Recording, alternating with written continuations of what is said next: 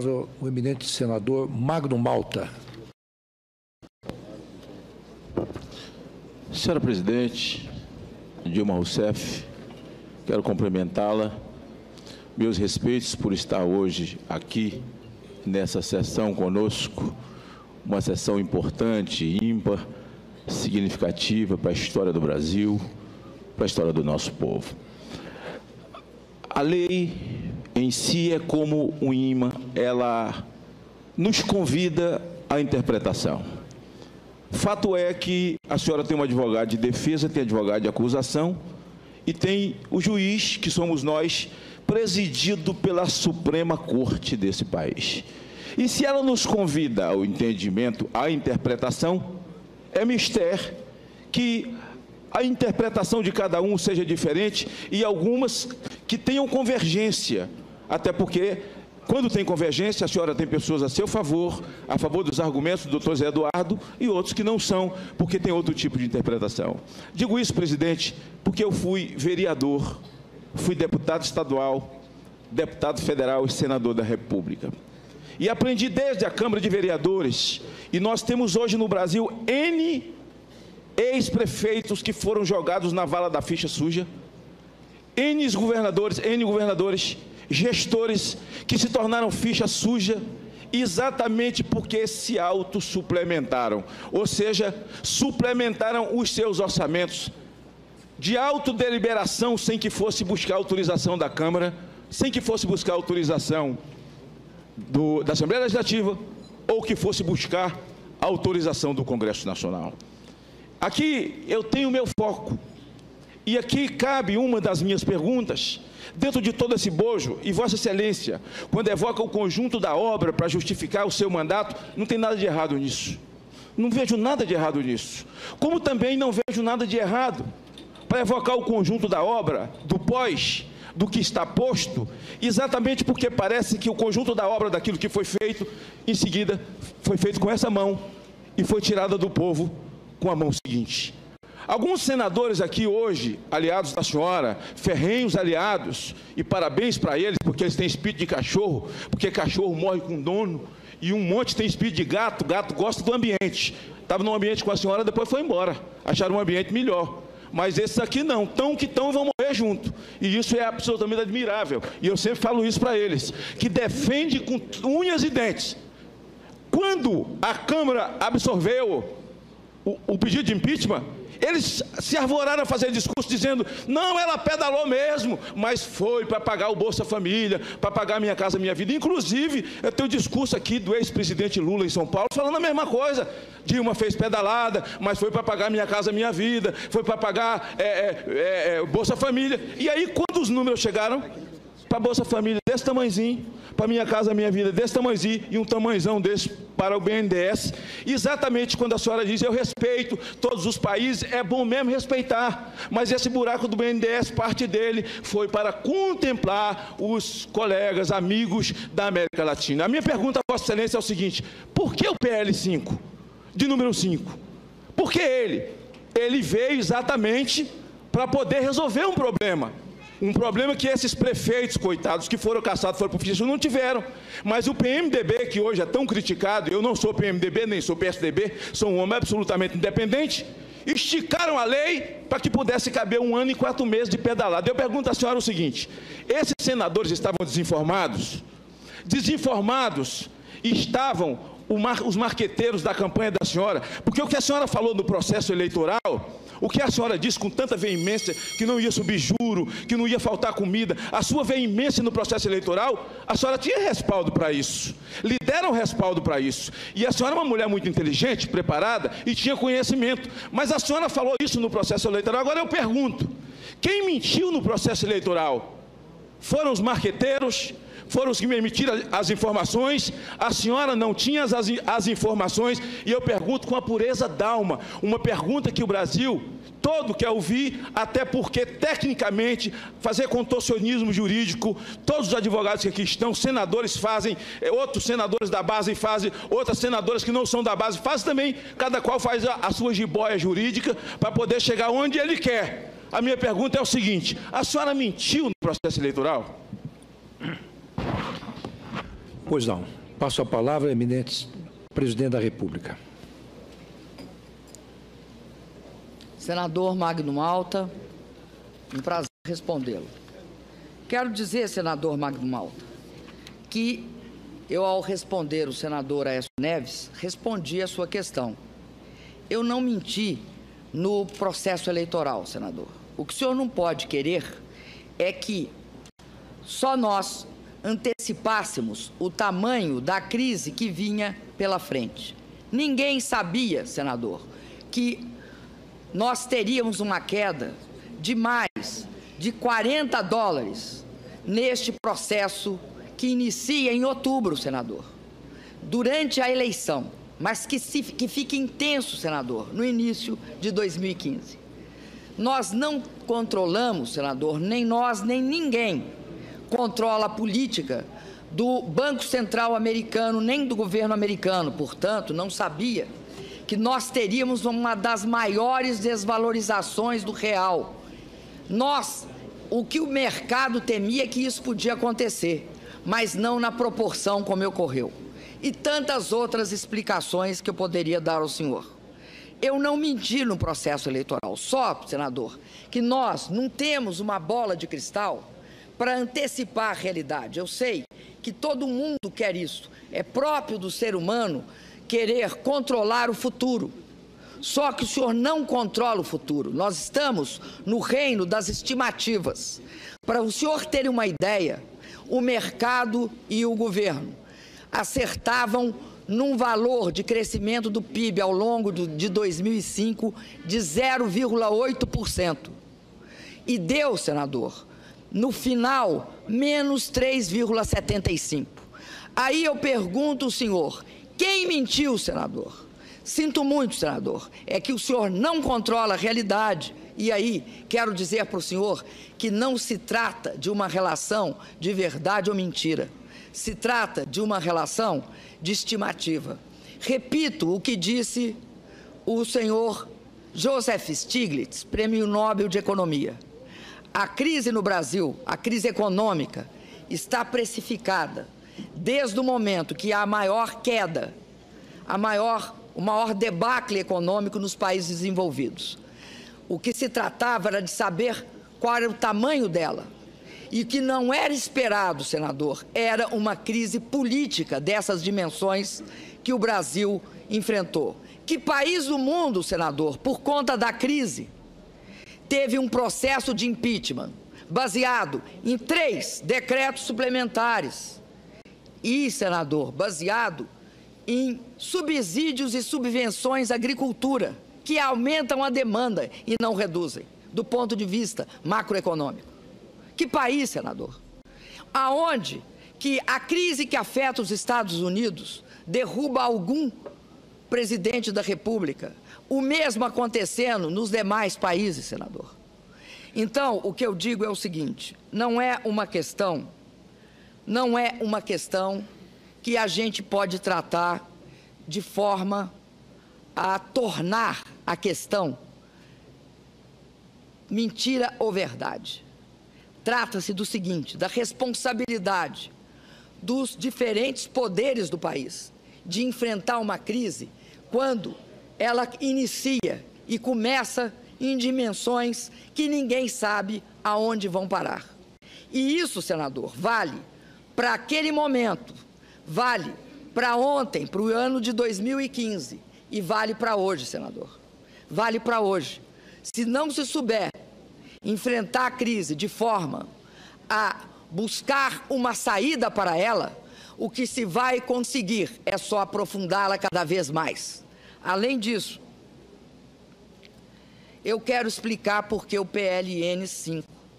Eu, senador, acredito que o grande instrumento de execução fiscal no Brasil é a lei orçamentária.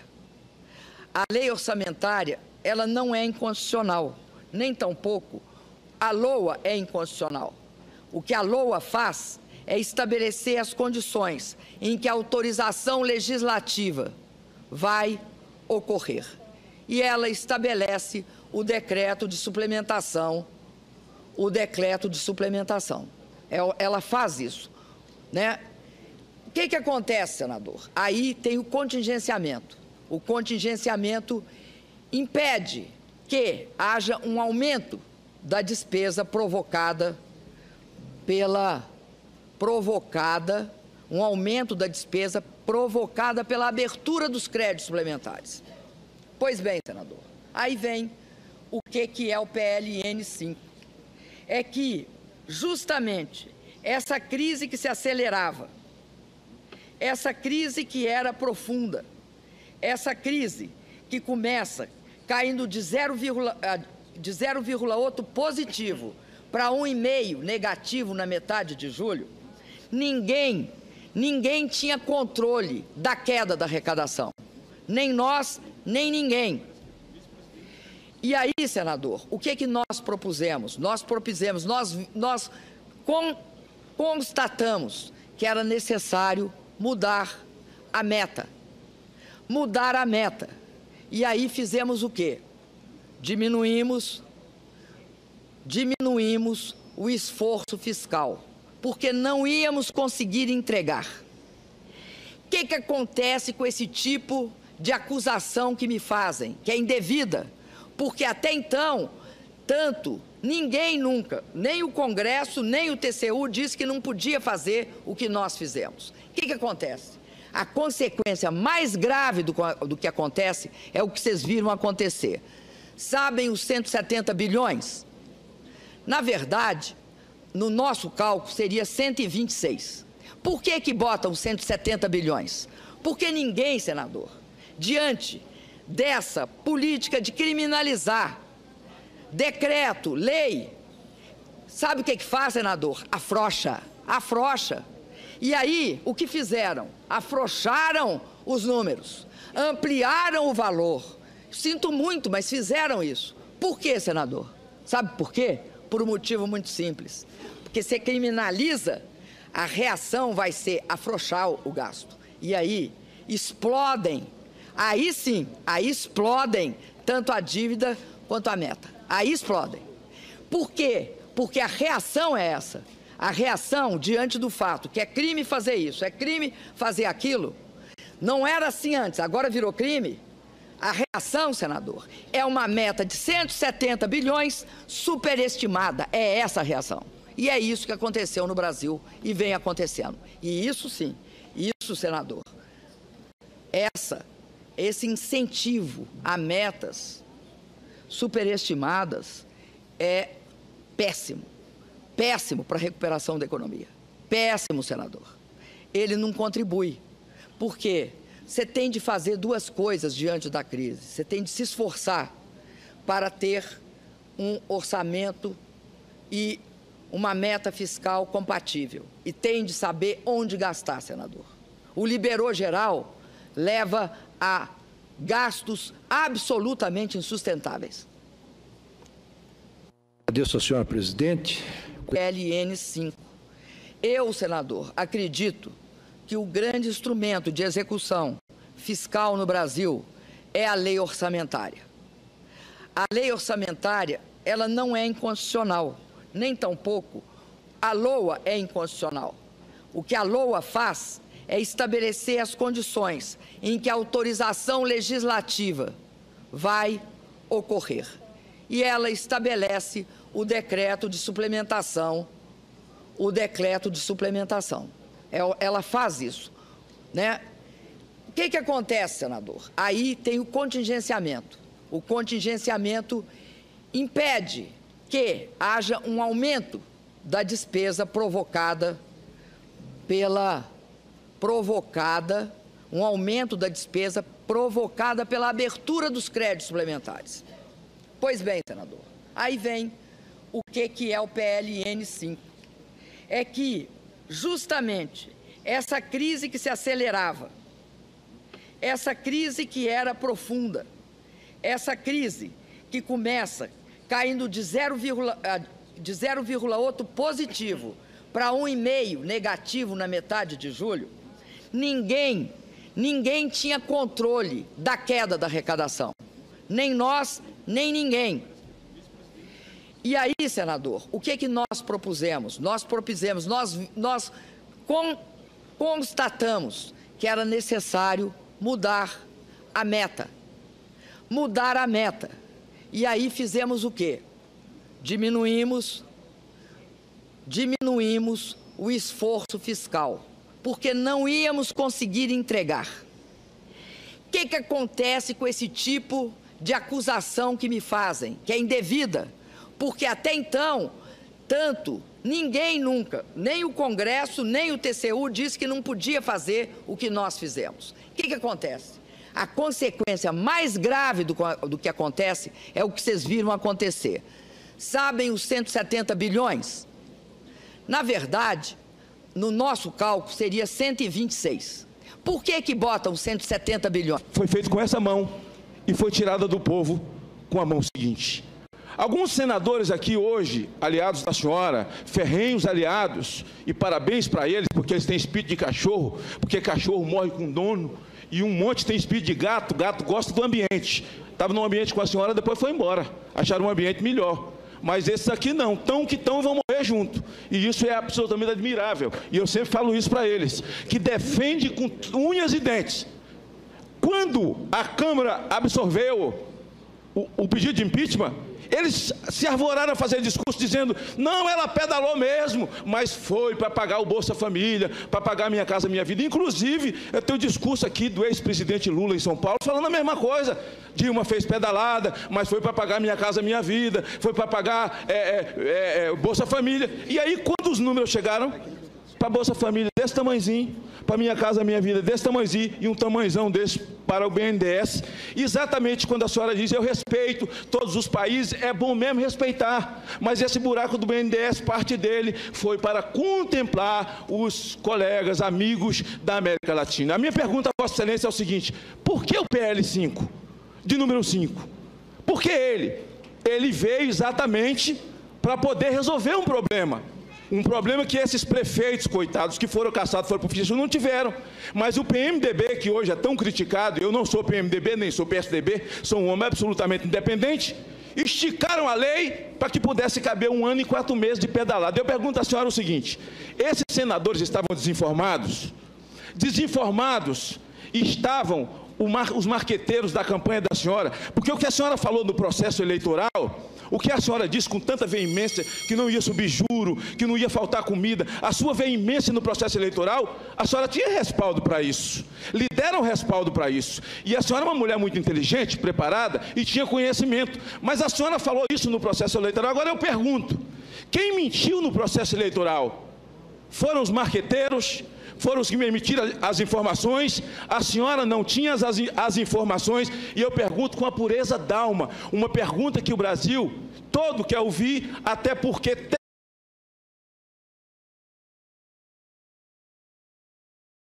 O eminente senador Magno Malta. Senhora presidente, Dilma Rousseff, quero cumprimentá-la. Meus respeitos por estar hoje aqui, nessa sessão conosco, uma sessão importante, ímpar, significativa para a história do Brasil, para a história do nosso povo. A lei em si é como um imã, ela nos convida à interpretação. Fato é que a senhora tem um advogado de defesa, tem advogado de acusação e tem o juiz, que somos nós, presidido pela Suprema Corte desse país.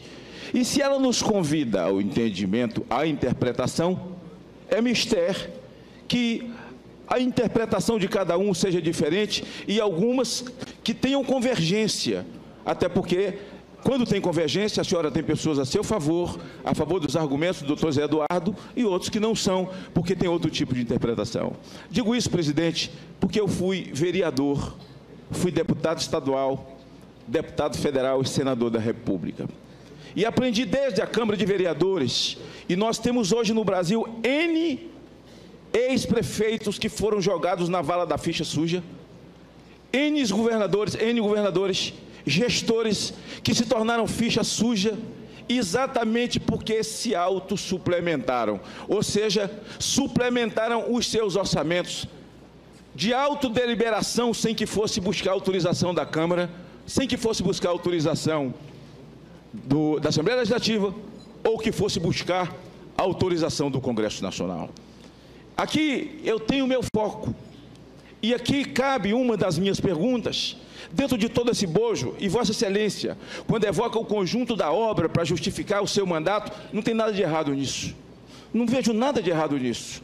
Como também não vejo nada de errado para evocar o conjunto da obra, do pós, do que está posto, exatamente porque parece que o conjunto da obra daquilo que foi feito, em seguida, tecnicamente, fazer contorcionismo jurídico, todos os advogados que aqui estão, senadores fazem, outros senadores da base fazem, outras senadoras que não são da base fazem também, cada qual faz a sua jiboia jurídica para poder chegar onde ele quer. A minha pergunta é o seguinte: a senhora mentiu no processo eleitoral? Pois não. Passo a palavra ao eminente presidente da República. Senador Magno Malta, um prazer respondê-lo. Quero dizer, senador Magno Malta, que eu, ao responder o senador Aécio Neves, respondi a sua questão. Eu não menti no processo eleitoral, senador. O que o senhor não pode querer é que só nós antecipássemos o tamanho da crise que vinha pela frente.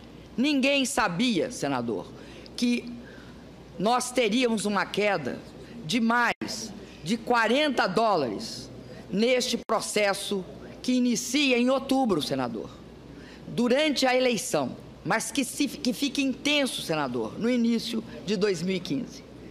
Nós não controlamos, senador, nem nós, nem ninguém controla a política do Banco Central americano, nem do governo americano. Portanto, não sabia que nós teríamos uma das maiores desvalorizações do real. O que o mercado temia é que isso podia acontecer, mas não na proporção como ocorreu. E tantas outras explicações que eu poderia dar ao senhor. Eu não menti no processo eleitoral, só, senador, que nós não temos uma bola de cristal para antecipar a realidade. Eu sei que todo mundo quer isso. É próprio do ser humano querer controlar o futuro. Só que o senhor não controla o futuro. Nós estamos no reino das estimativas. Para o senhor ter uma ideia, o mercado e o governo acertavam num valor de crescimento do PIB ao longo de 2005 de 0,8%. E deu, senador, no final, menos 3,75%. Aí eu pergunto ao senhor, quem mentiu, senador? Sinto muito, senador, é que o senhor não controla a realidade. E aí, quero dizer para o senhor que não se trata de uma relação de verdade ou mentira. Se trata de uma relação de estimativa. Repito o que disse o senhor Joseph Stiglitz, Prêmio Nobel de Economia. A crise no Brasil, a crise econômica, está precificada desde o momento que há a maior queda, o maior debacle econômico nos países desenvolvidos. O que se tratava era de saber qual era o tamanho dela. E o que não era esperado, senador, era uma crise política dessas dimensões que o Brasil enfrentou. Que país do mundo, senador, por conta da crise, teve um processo de impeachment baseado em 3 decretos suplementares e, senador, baseado em subsídios e subvenções à agricultura, que aumentam a demanda e não reduzem, do ponto de vista macroeconômico. Que país, senador? Aonde que a crise que afeta os Estados Unidos derruba algum presidente da República, o mesmo acontecendo nos demais países, senador. Então, o que eu digo é o seguinte, não é uma questão que a gente pode tratar de forma a tornar a questão mentira ou verdade. Trata-se do seguinte, da responsabilidade dos diferentes poderes do país de enfrentar uma crise quando ela inicia e começa em dimensões que ninguém sabe aonde vão parar. E isso, senador, vale para aquele momento, vale para ontem, para o ano de 2015 e vale para hoje, senador. Vale para hoje. Se não se souber enfrentar a crise de forma a buscar uma saída para ela, o que se vai conseguir é só aprofundá-la cada vez mais. Além disso, eu quero explicar por que o